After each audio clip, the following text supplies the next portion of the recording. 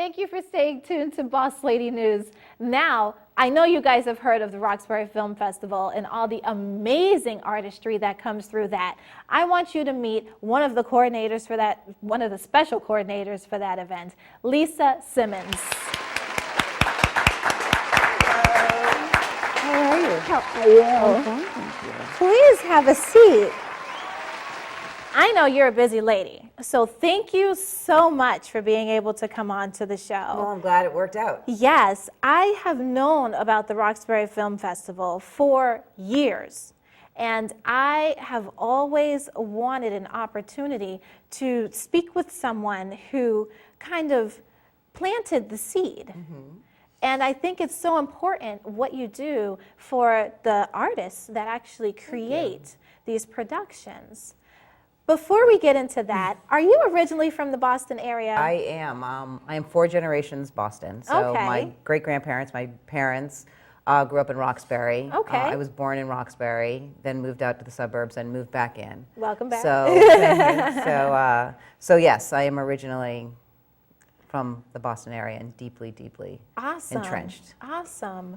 What made you kind of get into this part of the industry? So you're on the end of new ideas from producers, right, and them wanting to get it out to people. Well, it's funny. I never did this when I was younger. I was never into film and into acting, whatever. I graduated from college. I was trying to figure out what I was going to do. I wanted to be a lawyer.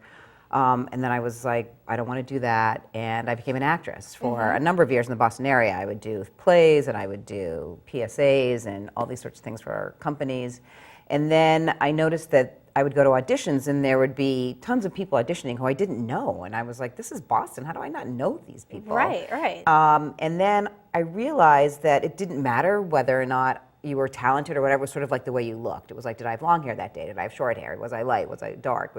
So it was sort of like, we need to create our own organization where people were directors and actors and producers were meeting each other and creating our own work, right, which is how the Color of Film started. Mm-hmm. And then Michael Trent and I had started the Color of Film, and then Act Roxbury was looking to start a film festival. So they called Color of Film and said, this is what you guys do. Do you want to do this together? So that's how sort of the first Dudley Film Festival started. Wow. And then it changed to the Roxbury Film Festival, and now 19 years later, we're the Roxbury International Film Festival, because we really do have films from all over the world, and right, our tagline is celebrating people across the world. Right. And it's completely independent films that you would never see more than likely anywhere else. Some of them do get picked up on HBO and on Netflix, but for the most part, you're really not going to see them anywhere else, and that's why film festivals are so important. Absolutely. You are in a place where, and time, where producers of color, especially in a melting pot such as like Boston, are just looking for the opportunity to get their art in front of people. Right. I mean, and the opportunity is there because the avenues have opened up, right? You don't need a major studio to produce your film. Mm-hmm. You can produce it, you can distribute it yourself. There are so many opportunities and so many ways to do that, not only as a filmmaker, but as an artist. Right. And with social media and globalization, it's the perfect time for artists to get out there. For all of these reality shows that have The Voice and all these other things, and it's wonderful. It's a great opportunity. It's a great way to be seen, and I think it's incredible. There are online film festivals. Mm-hmm. There are ways that you can see films through YouTube and Vimeo that you could never see before, and you are beholden on studios to pick you up and then distribute you, and them getting more of the money and you not. And so I think, with the way that technology is, that you can make a film. Last year we screened 9 Rides, Matthew Cherry's film. Matthew Cherry used to be a former NFL player. He became a filmmaker, which he shot all on an iPhone 6S. Mm-hmm. And it was our closing night film, and it was brilliant. Right. And it's just, basically showing that you can do this. You have a story, you want to tell a story, you can do that. And you can do it with a quality, in a quality way on an iPhone. Right. Inspector Tech, I know you're out there. So all of the iPhone people that you know that are creating movies on their phones, you want to have them watch this episode so that they can get in touch with Lisa. Now, the film festival, it really allows people to submit their work to you. Correct. So what is the process that some of these producers have to go through to get onto into the festival? So we use a platform called Film Freeway, which a lot of film festivals are now using, and it's really user-friendly. It's user-friendly for the film festival organizers as well as for the filmmaker. And basically you upload your film to that film festival, and it's great because you put in your trailer, you put in all of your images that the film festival is going to need, the summary, the bio of all of the people that are involved, and then what happens is and every time somebody submits, I get an email saying there's a submission. I click on it and I can watch it right away. Nice. So it really makes it really user friendly. It's a wonderful platform. And that's basically how we choose our films. Right. So how many people are able to actually have their films viewed during the festival? Right. It's, every year it gets more difficult because I'd imagine. the quality of the films are amazing. The stories are incredible. So this year we had over 160 or so submissions. And we have 56 films in the festival. Okay. And it's just difficult. I mean, there are ones that we left on the table that just because we couldn't fit them in, we actually extended our festival a day because we didn't want to lose some of the films. And even then, we're not screening 4 of them that the whole committee really loved. But we'll get the opportunity to screen them. But what's wonderful this year is that we have a number of local filmmakers. Wow. And so that sort of has ebbed and flowed over the last 19 years. I mean, the film festival was originally created to support local independent filmmakers that weren't getting into festivals at other places. Okay. And so, that sort of started to drop off after like year 6. And so we ended up having more filmmakers coming from around the country, and then internationally people were asking to be part of the festival.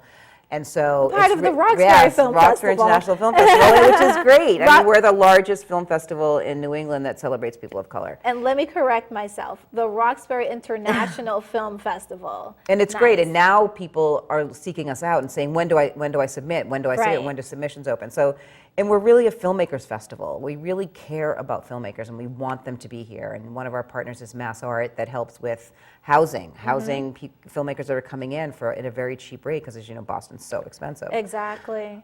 So it's really been great because we get to have the filmmakers there to talk about their films, and Boston audiences love that. They love being able to talk with filmmakers about the work that they're doing. For certain. I went to an independent film viewing, and it was incredible, actually. I was very, very impressed with the level of education and self-taught educated filmmakers that are really producing these incredible pieces.